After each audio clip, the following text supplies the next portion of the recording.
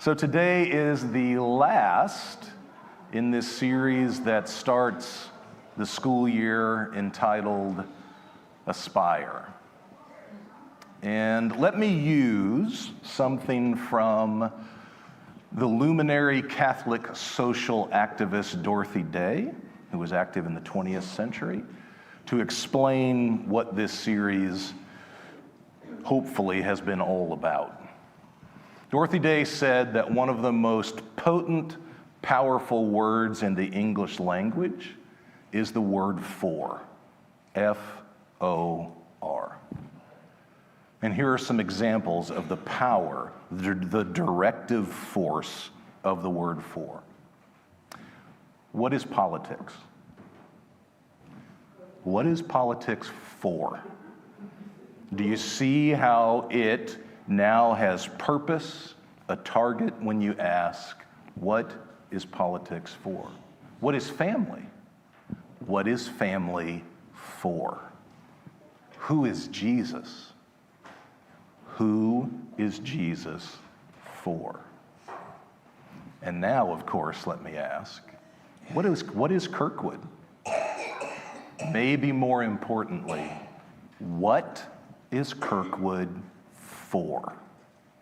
What you have heard across the 6 weeks of this series is what we say we are for in this world, in our neighborhood, in our community, to our neighbors.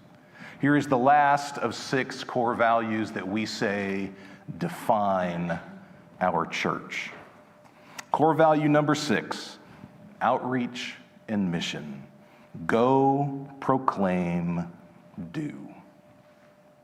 Following the example and teachings of Jesus, we make our world bigger, not smaller. Full pause. That is a great sentence. We make our world bigger, not smaller, just like Jesus. We share the message of Jesus and show love and care for those who are struggling, such as the poor, lonely, homeless, hungry, sick, elderly, and others in need. We prioritize partnerships with other organizations because we can do more of God's work together than we can on our own. What I would like to do today as we consider this last core value is have us explore one of the chief metaphors in the Gospels used by Jesus for Christian mission and outreach. And in fact, you find this metaphor used in Matthew, in Mark, and in Luke. And we're going to look in all 3 places today. Maybe most famously, you encounter it as the first sentence in the 2nd paragraph of that magisterial sermon we call the Sermon on the Mount. Matthew chapter 5, 6, and 7. To all those gathered on the hillside on the northern shore of the Sea of Galilee that day, near the towns of Tabgha and Capernaum, Jesus said, "You, my disciples, the interested, the interlopers, the listeners, all of you are the salt of the earth." Now, to his listeners 2,000 years ago, this image would have carried 3 readily apparent meanings. We're going to talk about 2 this morning, and I'm going to write about the 3rd one in the Thursday email this week because it's going to take a little space. But here are the 2 I want to talk about this morning. In the ancient world, most people did not have available to them your spice cabinet in your kitchen. Most of the things you and I take for granted, like cumin, dill, mint, those were imported from far away in the ancient world, and they were really expensive. Only the wealthy had things like that.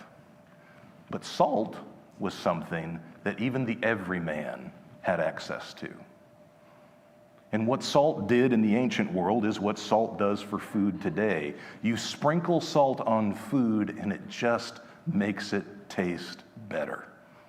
It brings out the best of whatever it is that you're eating. And so Jesus says to his followers, in the world, in your neck of the woods, you need to be like salt. You just need to make life taste better for everyone around you. But in the ancient world, the other thing salt did is it was a preservative. People in the ancient world did not have your side-by-side Kenmore in their kitchen, nor did they have your deep freeze in the garage. So when they made a run to Costco, they had to eat it all quick. Or they had to preserve it. And one of the two primary ways to preserve animal protein in the ancient world is you salt it. So Jesus is saying, not only will the presence of my people make life and the world more tasty and delightful and delicious for all people, but it also stops the world. They also stop the world from spoiling, from decomposing, from rotting. God's people in the world are to be that force that is swimming upstream. We are the dam in the river. We are stopping the ruin of the world, even when the world doesn't notice that it is ruining itself. We are the salt of the earth. We make the world taste better. We preserve the world and protect it, even when it doesn't know that it is spoiling. How do we do that? Well, I mentioned this is the first sentence of the second paragraph of the Sermon on the Mount. In the original texts of the Bible, there are no chapter divisions and there are no verse divisions, which means something has come before this. You know what that something is? It reads like this. This is Matthew chapter 5, beginning in verse 3. Blessed are the poor in spirit, for theirs is the kingdom of heaven. Blessed are those who mourn, for they will be comforted. Blessed are the meek, for they will inherit the earth. Blessed are those who hunger and thirst for justice, for they will be filled. Blessed are the merciful, for they will receive mercy. Blessed are the pure in heart, for they will see God. Blessed are the peacemakers, for they will be called children of God. And blessed are those who are persecuted for the sake of justice, for theirs is the kingdom of heaven. You want to know how Jesus' followers are salt in their world? By doing those things, by prizing those things, by embodying those things, by being a champion of those things. We make life better not only for ourselves, but everyone around us when we commit to being meek. We commit to being peacemakers. We commit to being hungry and thirsty for justice, not just for ourselves, but for all. When we seek to be pure in heart, because from that pure heart flows pure words and actions. How is it that we help the world not go to hell in a handbasket? How do we preserve it and protect it? By living out the Beatitudes, by committing those attitudes and character traits to heart so that every single day they are the center of our life from which we have every conversation and into which we carry that which we carry into any encounter that we have, any experience that we have. How is it that we are salt in the world? By being beatitude people. Over the course of the last 15 to 20 years, one of the things that I have been perpetually curious about is why it is that adults who are not Christians come to be Christians. Because, I hope this is not news to any of you, most of us in the room are Christians because we grew up Christians. This is part of what we celebrate, by the way, in baptism, that we surround a child and we help nurture that child in the faith so that someday they take it for their own. But it does need to be said. For many of us, Christianity is the only world we've ever known, so for us, it never felt like much of a choice. But there are others who grew up and they were not Christian, and yet at some point in their adult life, they were opened to God's love, the truth of Christ, and they embraced it for themselves. One such person is David Brooks, who is an esteemed columnist for the New York Times.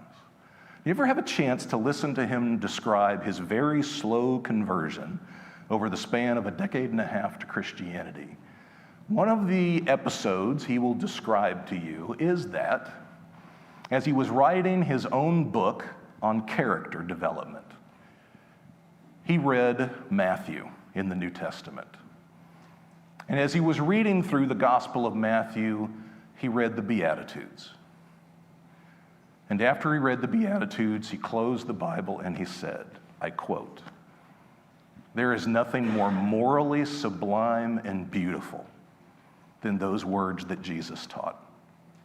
I will never find anything better to aspire to than this." This is what's at stake for us as we seek to be salt in the world.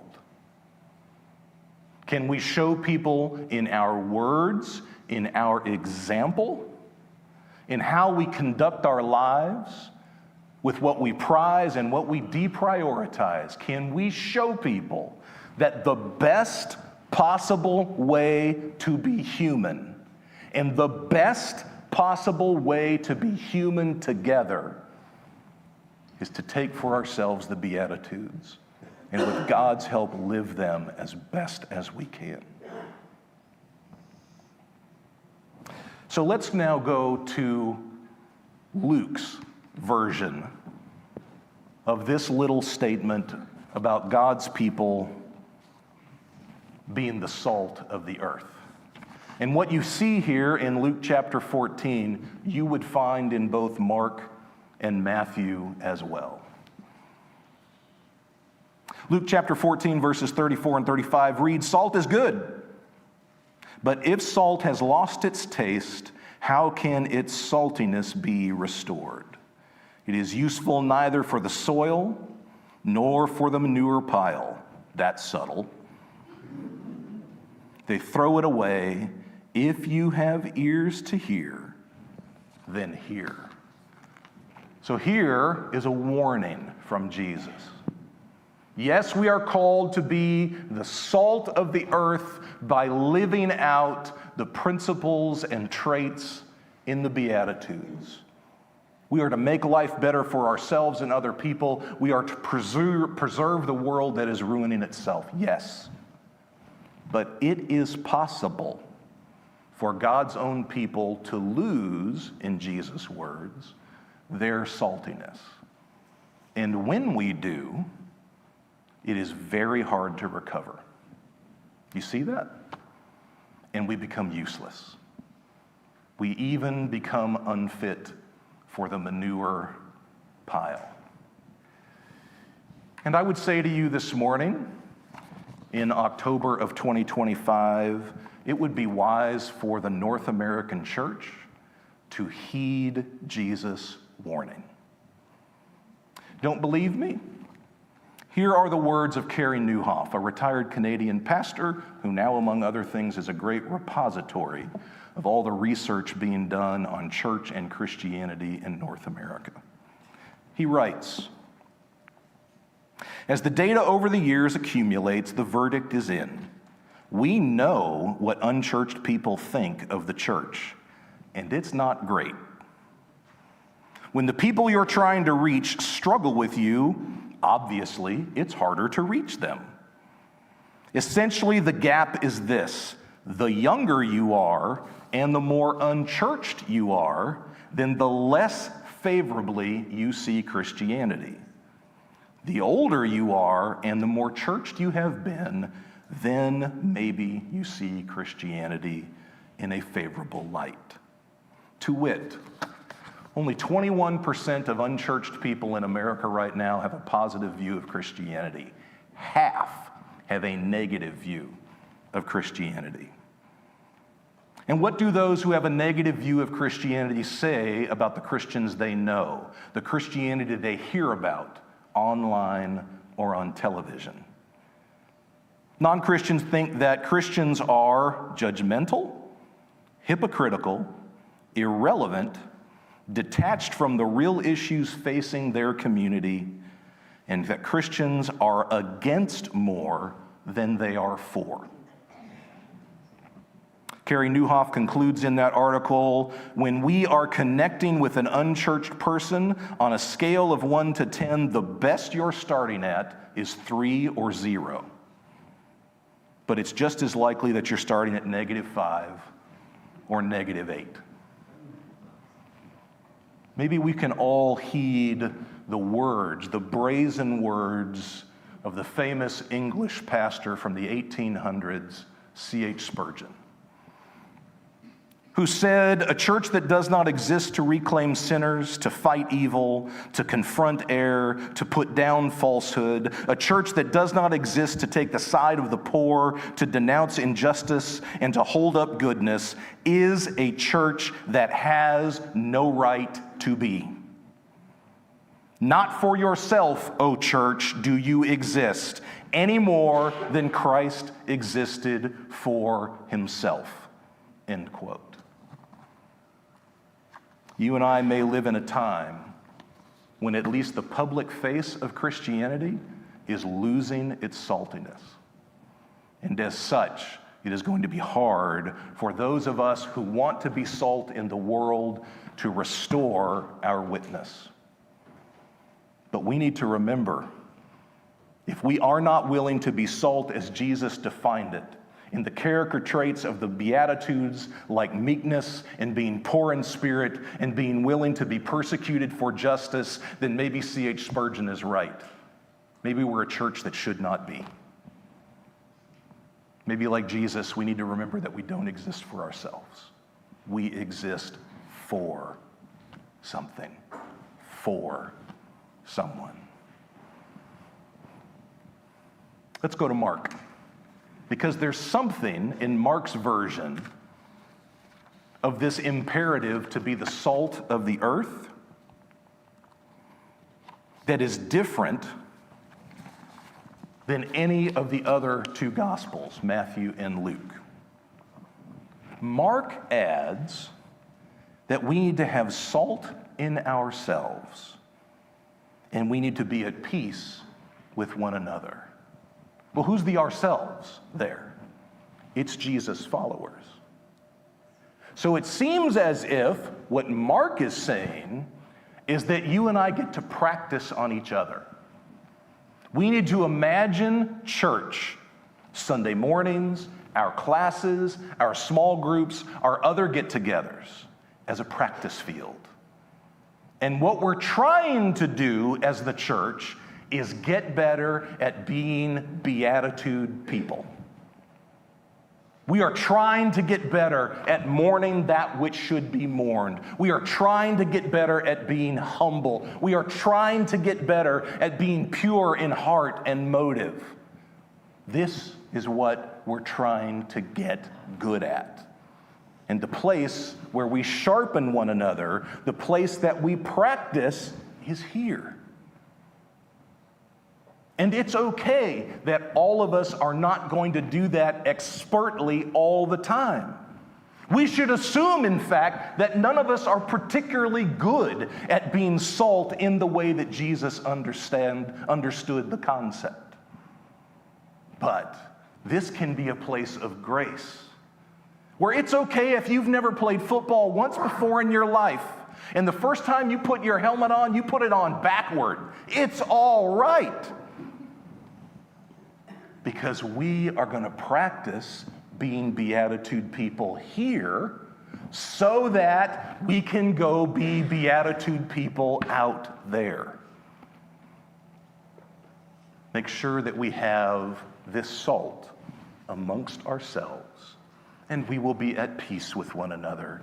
And then we carry that character and peace out into the world.